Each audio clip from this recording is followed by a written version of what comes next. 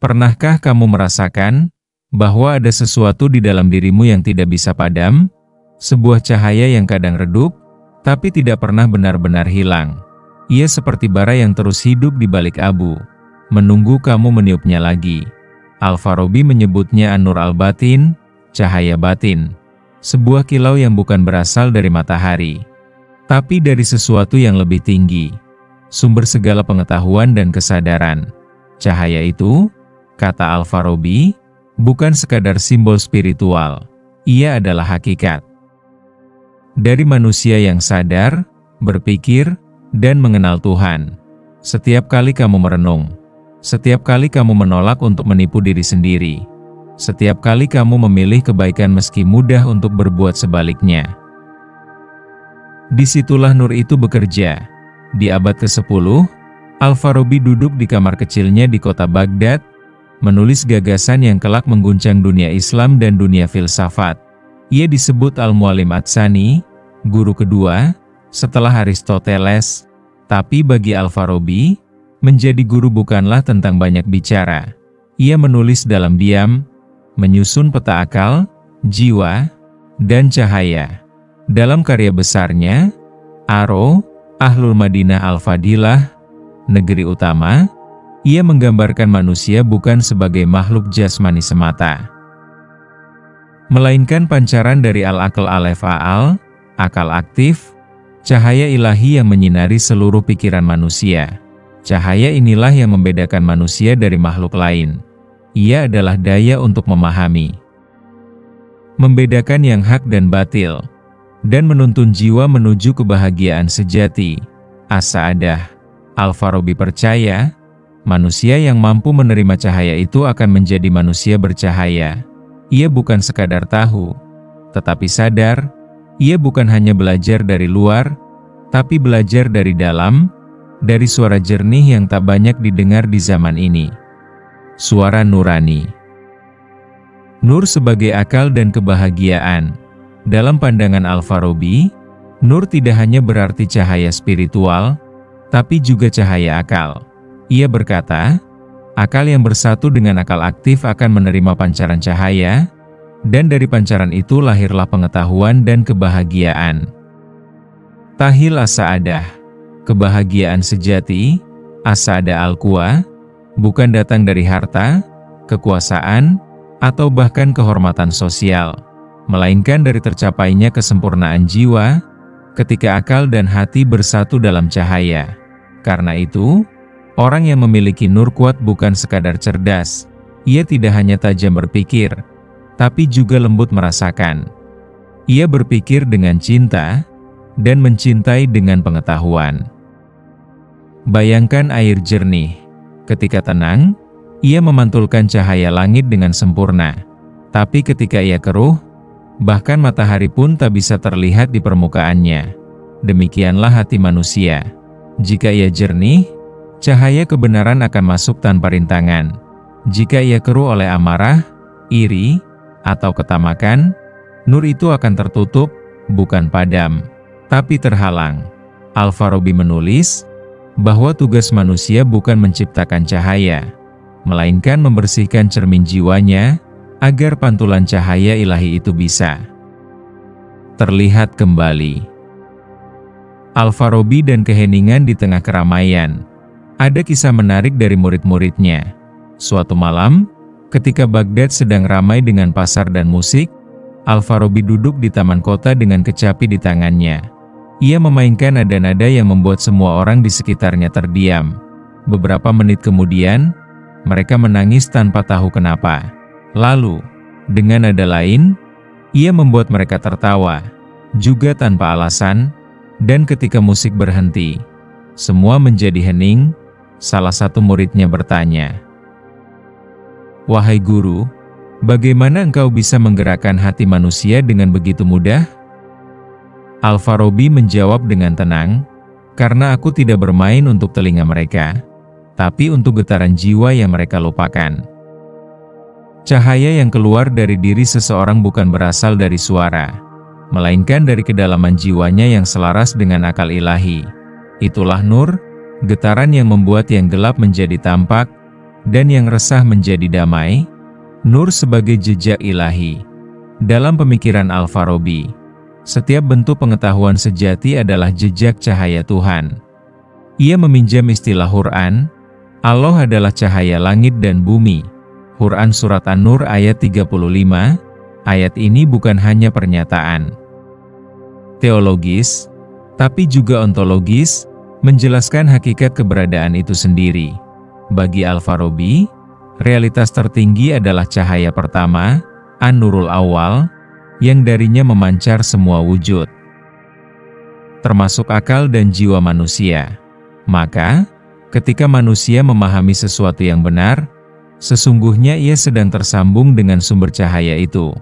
Ketika ia berbuat baik dengan tulus, ia sedang membiarkan nur itu mengalir melalui tindakannya. Dan ketika ia menolak kejahatan meski sendirian, itu bukan semata-mata kekuatan moral. Itu adalah cahaya yang mengenali asalnya. Kita sering mendengar istilah aura, seolah cahaya mistik yang terpancar dari tubuh seseorang. Dalam pandangan Al-Farabi, aura itu bukan energi gaib, melainkan refleksi spiritual dari kualitas akal dan hati. Semakin jernih akalmu berpikir, semakin dalam hatimu mencintai kebenaran, semakin terang cahaya itu terlihat, meski tanpa kata, tanpa cahaya lampu, tanpa upaya pura-pura. Cahaya dalam diri para ulama. Di masa-masa setelah Al-Farabi, banyak ulama besar yang menunjukkan apa yang ia maksud dengan nur yang kuat. Imam Al-Ghazali, misalnya, mengalami krisis batin di puncak karirnya. Ia meninggalkan jabatan profesor di Madrasah Nizamiyah Baghdad, menyepi selama bertahun-tahun. Di dalam sunyi, ia menemukan sesuatu yang tidak pernah ia temukan dalam debat dan buku. Ketenangan yang berasal dari nur yang bersih. Ia menulis, ilmu yang tidak disertai cahaya hati hanyalah beban, bukan petunjuk. Al-Munqidh Mina Dolal. Begitu pula Robiah Al-Adawiyah, perempuan sufi dari Basroh. Ia hidup miskin, tapi jiwanya memancarkan ketenangan yang menular. Setiap kali seseorang mendekat kepadanya, mereka merasakan kedamaian. Bukan karena Robiah memiliki kekuatan, tapi karena hatinya sudah menjadi cermin bagi cahaya ilahi. Cahaya itu bisa muncul di mana saja, di pasar, di jalan, di rumah. Kadang kamu bertemu seseorang yang wajahnya biasa, tapi setiap kata yang ia ucapkan terasa menyejukkan. Ia tidak menghakimi, tidak menonjolkan diri, tapi kehadirannya membuatmu merasa aman. Itulah yang disebut nur, bukan kilau mistik, melainkan kejernihan batin yang membuat orang lain ingin menjadi lebih baik.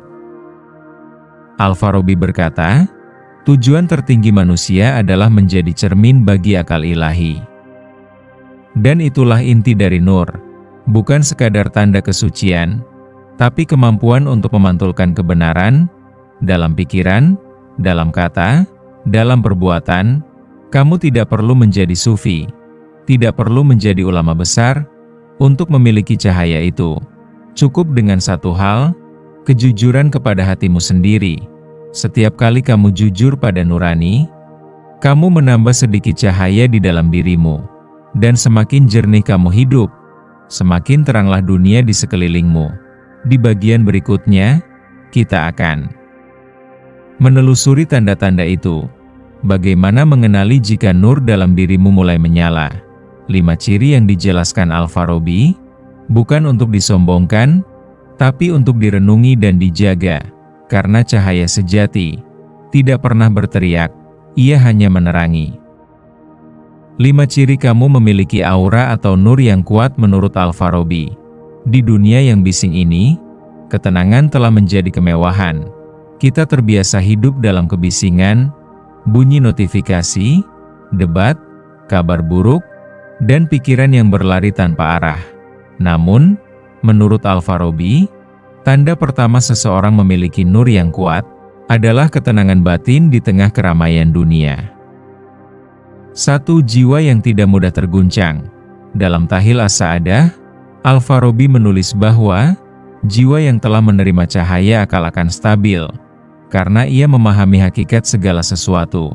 Orang yang mengenal hakikat tidak lagi dikuasai oleh ilusi. Artinya, semakin terang nur di dalam dirimu, semakin sedikit hal di luar dirimu yang bisa mengguncangmu. Ketika kamu tahu makna sejati dari kebahagiaan, kamu tak lagi terpikat oleh pujian. Ketika kamu sadar bahwa ujian hanyalah bagian dari pertumbuhan, kamu tak lagi hancur oleh kegagalan. Itulah tanda pertama. Jiwa yang tenang di tengah badai. Di dunia ini, banyak orang kaya tapi hatinya gelisah, dan banyak orang miskin tapi wajahnya damai. Ketenangan tidak datang dari keadaan, melainkan dari kedalaman pandangan. Al-Farabi mengibaratkan jiwa yang bercahaya, seperti bulan di langit malam.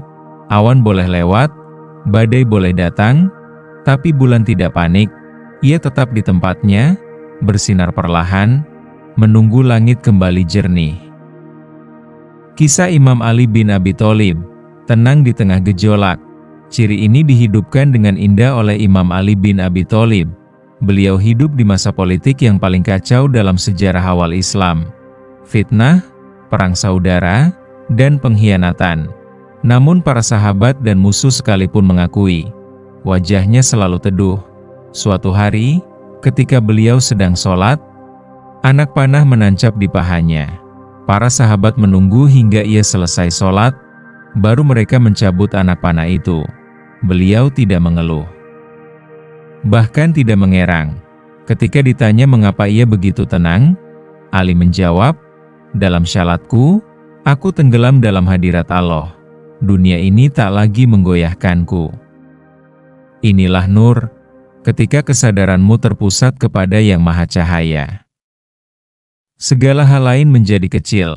Dalam kehidupan modern, kita mungkin tidak berada di medan perang, tapi kita menghadapi badai yang lain. Badai informasi, emosi, dan tekanan sosial. Bayangkan kamu berada di ruang kerja yang penuh konflik. Semua orang bereaksi cepat, marah, menyalahkan.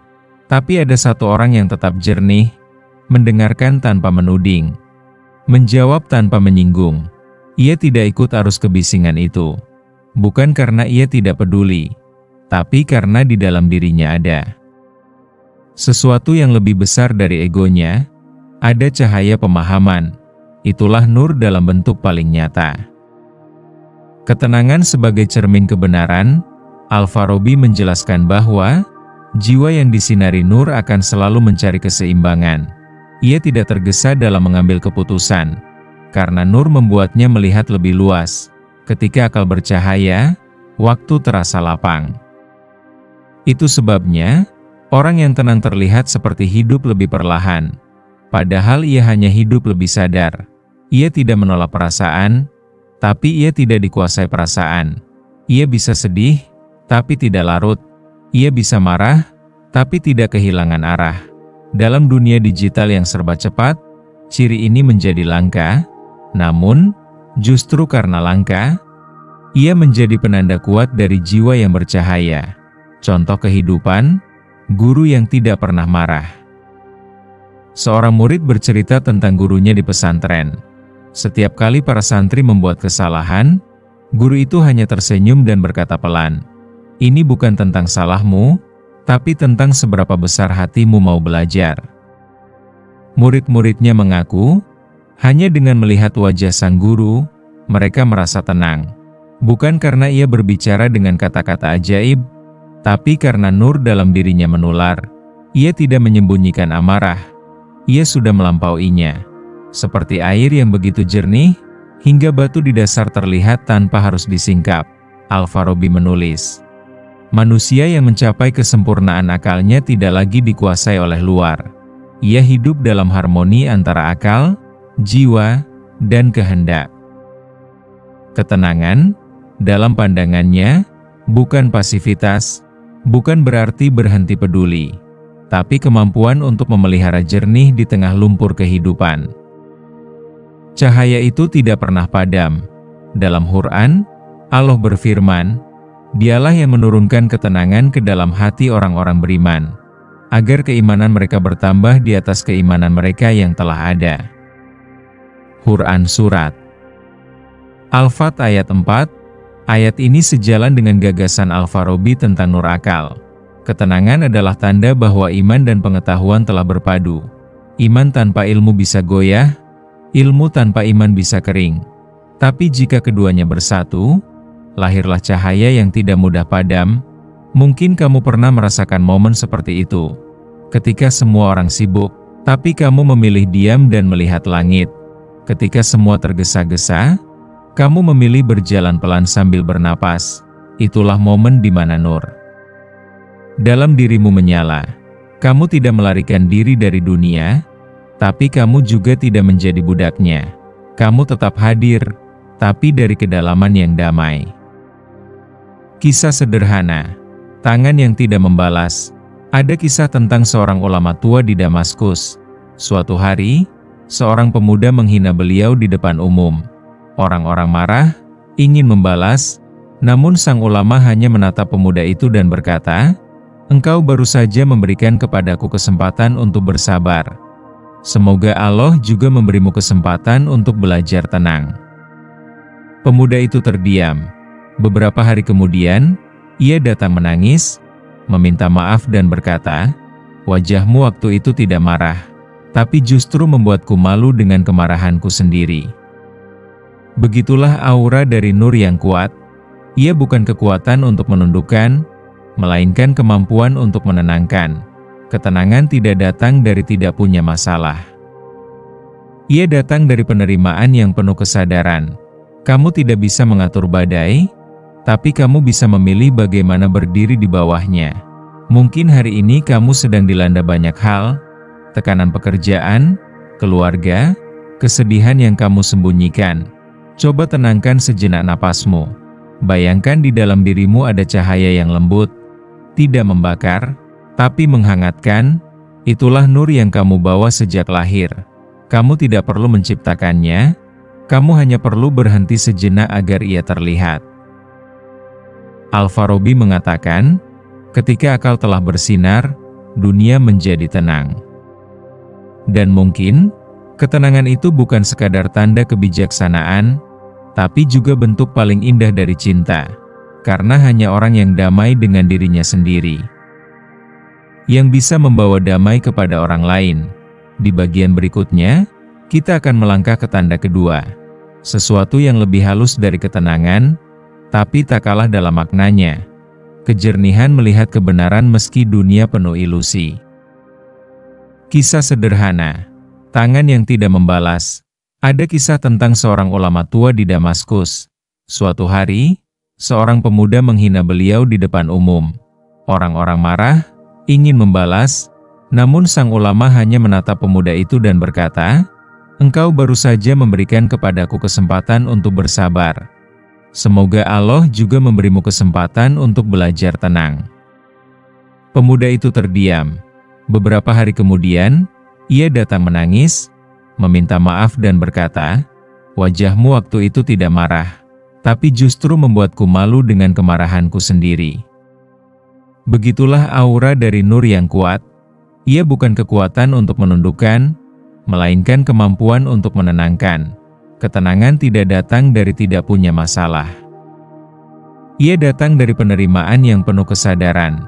Kamu tidak bisa mengatur badai, tapi kamu bisa memilih bagaimana berdiri di bawahnya. Mungkin hari ini kamu sedang dilanda banyak hal, tekanan pekerjaan, keluarga, kesedihan yang kamu sembunyikan. Coba tenangkan sejenak napasmu. Bayangkan di dalam dirimu ada cahaya yang lembut, tidak membakar, tapi menghangatkan. Itulah nur yang kamu bawa sejak lahir. Kamu tidak perlu menciptakannya, kamu hanya perlu berhenti sejenak agar ia terlihat. Al-Farabi mengatakan, ketika akal telah bersinar, dunia menjadi tenang. Dan mungkin, ketenangan itu bukan sekadar tanda kebijaksanaan, tapi juga bentuk paling indah dari cinta. Karena hanya orang yang damai dengan dirinya sendiri yang bisa membawa damai kepada orang lain. Di bagian berikutnya, kita akan melangkah ke tanda kedua. Sesuatu yang lebih halus dari ketenangan, tapi tak kalah dalam maknanya. Kejernihan melihat kebenaran meski dunia penuh ilusi.